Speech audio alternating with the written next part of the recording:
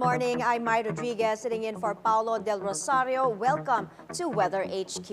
Today's headlines: PAGASA says the tropical depression it is monitoring has entered the Philippine area of responsibility. More on this on our daily forecast.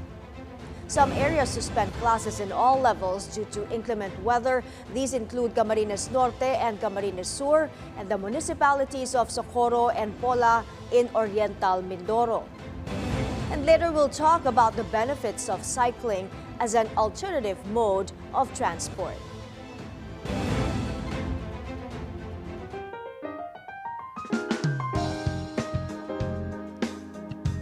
Right, let's take a look at today's forecast. A low-pressure area east of Luzon has intensified into a tropical depression and is now named Christine. Weather Bureau PAGASA says Christine has maximum sustained winds of 55 kilometers per hour near the center and gustiness of up to 70 kph. Storm signals have been raised. Signal number 1 in Catanduanes, the northeastern portion of northern Samar, and the northeastern portion of eastern Samar.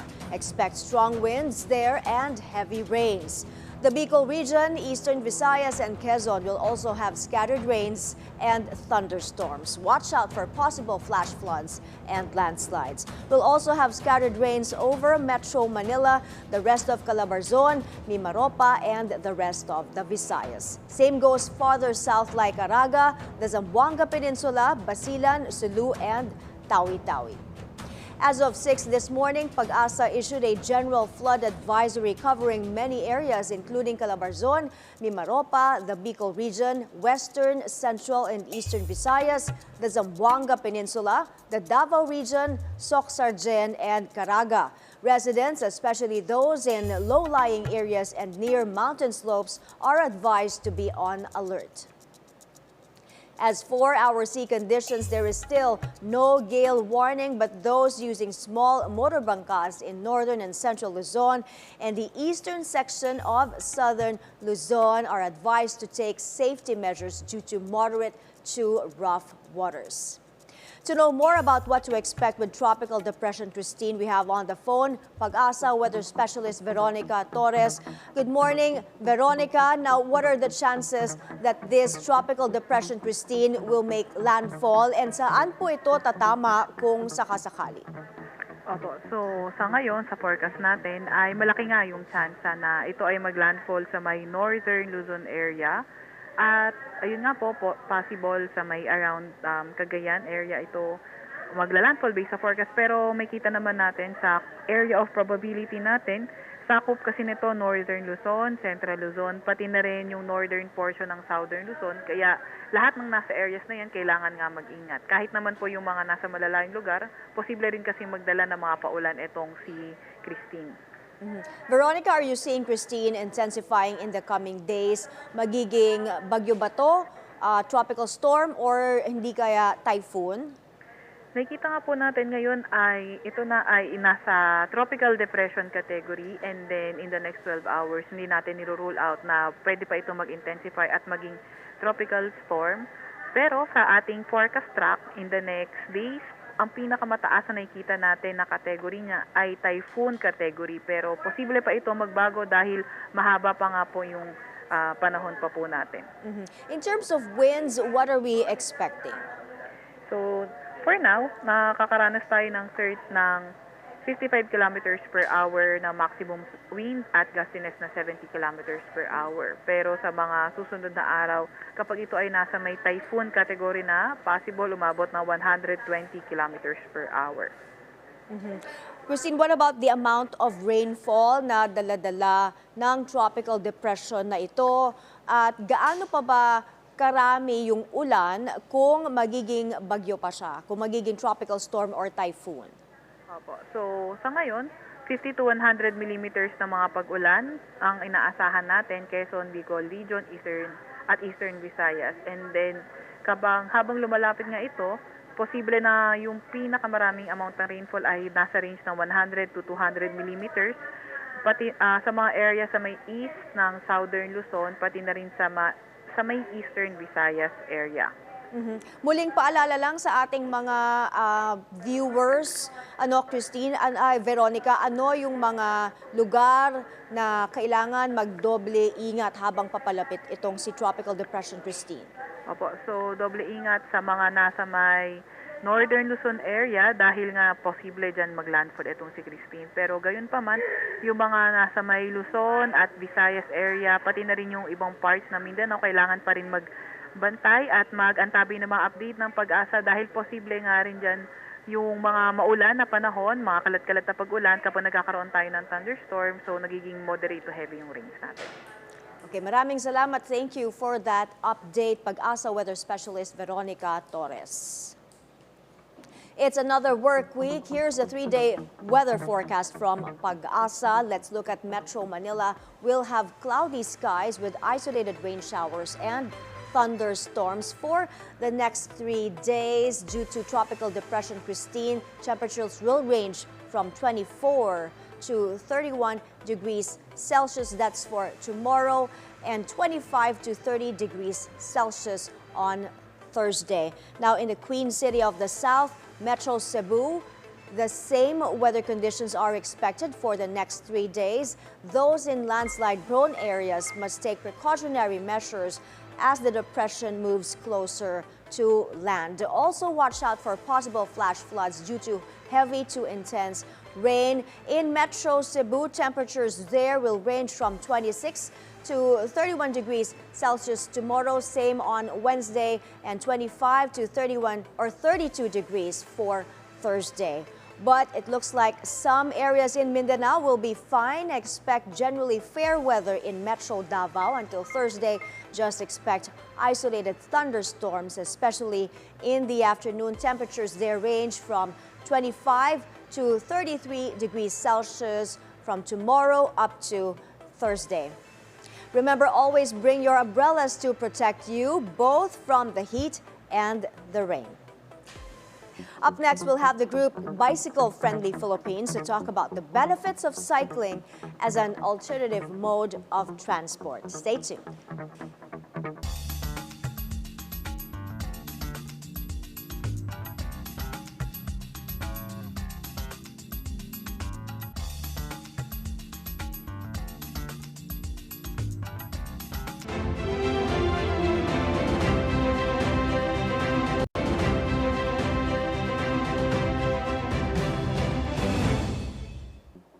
Welcome back to Weather HQ. I'm Mai Rodriguez.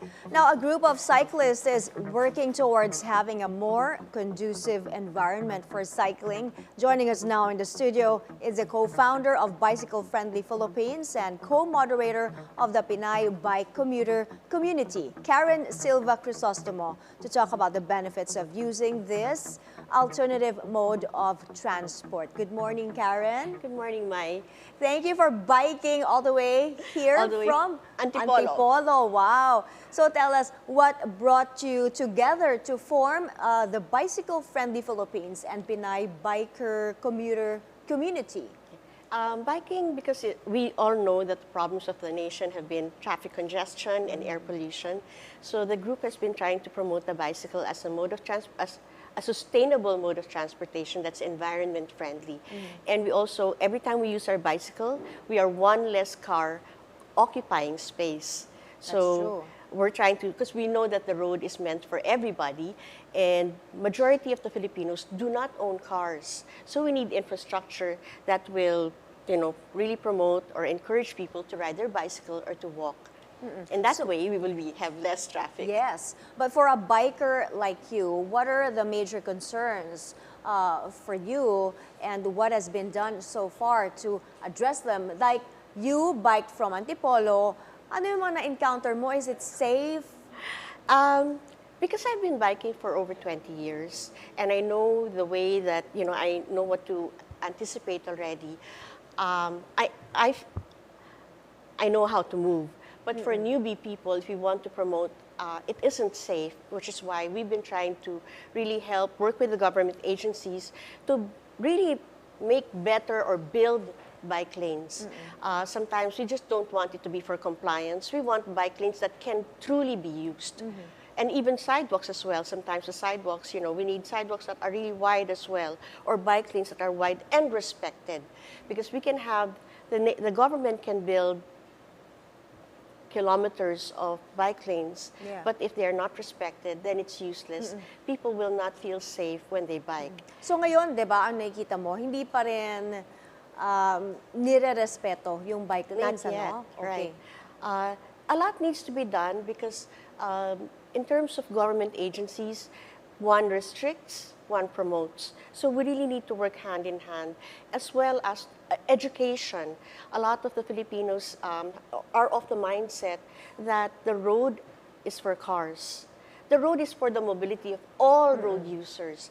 And if we truly want to have less traffic or traffic congestion, we need to promote the bicycle because you can go places.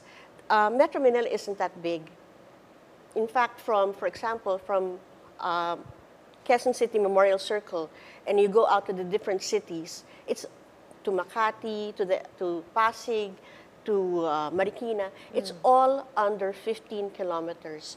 And if you're biking at 15 kph, that's a really, really chill pace. You'll get to your destination in under an hour.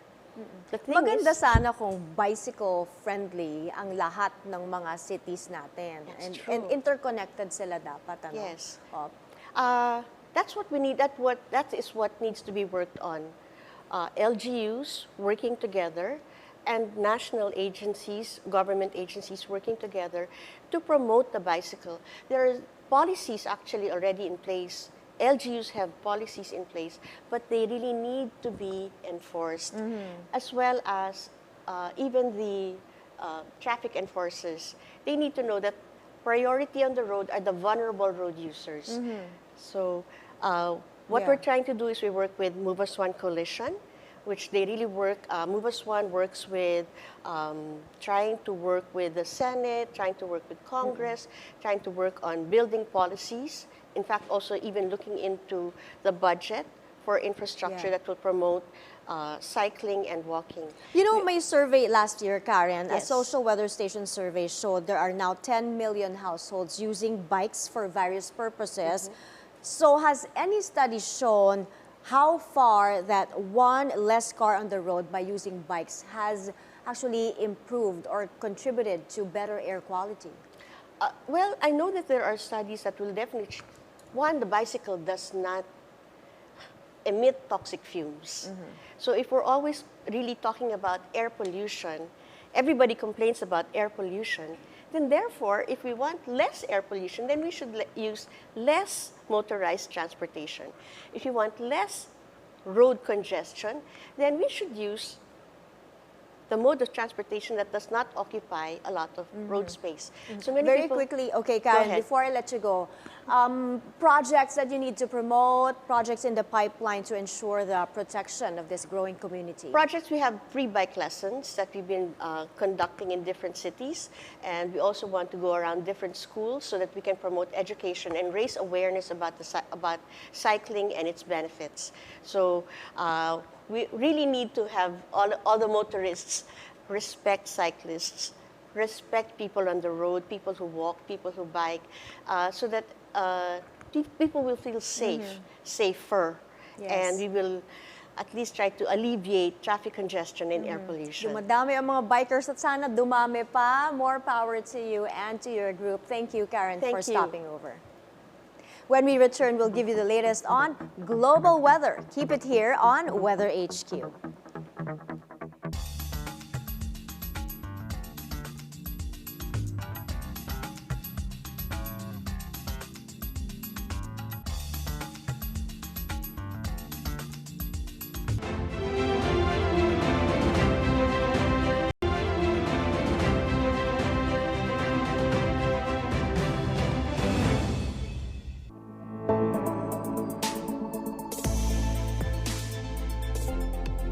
And you're back on Weather HQ. Global news now. Hurricane Oscar has made landfall on Great Inagua Island in the Bahamas. The U.S. National Hurricane Center says it is carrying maximum sustained winds of 136 kilometers per hour and is expected to make its second landfall on the northeastern coast of Cuba early today. Forecasters warned of heavy rains and damaging winds. The Hurricane Center expects Oscar to weaken after making landfall in the northeastern coast of Cuba, but it could still be a tropical storm when it moves north of Cuba late on Monday. Meantime, in Belize, tropical cyclone Nadine has made landfall Sunday midnight with strongest winds of 96 kilometers per hour and a large shield of rainfall stretching across the Western Caribbean. Currently, Nadine's remnants will be pushed westward across southern Mexico with gusty winds and heavy rain into the week. Today is International Day of Nachos. In the early 1940s, Chef Ignacio Nacho Anaya created nachos in his restaurant in Piedras Negras in Mexico, combining tortilla, chips, cheese, and jalapenos. The dish was named after him and quickly gained popularity. It skyrocketed in 1978 when sports announcer Howard Cosell mentioned nachos during a Dallas Cowboys game. Nachos are now a favorite snack and a favorite in movie theaters. Lucky if you're in Piedras Negras, Mexico today because you're not affected by the heavy rains caused by the remnants of post-tropical cyclone Nadine. The weather forecast shows you can expect partly cloudy skies throughout the day. It's a great opportunity to enjoy the day with some delicious nachos to celebrate Nacho Day. Temperatures there 20 to 30 degrees Celsius. So grab your friends or family and make the most of this fine weather while indulging in some tasty treats. And that's Weather HQ for today. See you again tomorrow here on BNC, the Billionario News Channel.